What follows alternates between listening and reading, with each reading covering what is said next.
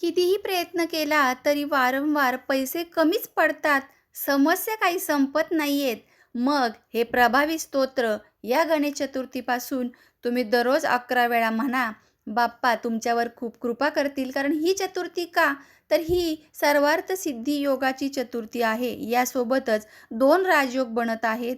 त्यामुळे या संकष्टी चतुर्थीला माघ महिन्यातील खूप महत्त्व आहे. त्याचबरोबर गणपती बाप्पा हे सर्व संकट दूर करतात म्हणून हे प्रभावी स्तोत्र तुम्ही म्हणायचं आहे. ऋणमुक्ती स्तोत्र. ऋणमुक्ती स्तोत्राचा खूप चांगला अनुभव अनेकांना आलेला दिसत आहे. पण एक गोष्ट लक्षात ठेवायची ते म्हणजे हे प्रभावी स्तोत्र फक्त एक दिवस म्हणून उपयोगाचे नाही, तर या संकष्टीच्या मुहूर्तावर या स्तोत्र पठणाची सुरुवात करावी आणि रोज फक्त एक वेळ ठरवून न चुकता म्हणायचं आहे हे 11 वेळा एका टायमिंगला बसून. नक्कीच गणपती बाप्पा मार्ग दाखवतात. शरण जायचं आहे.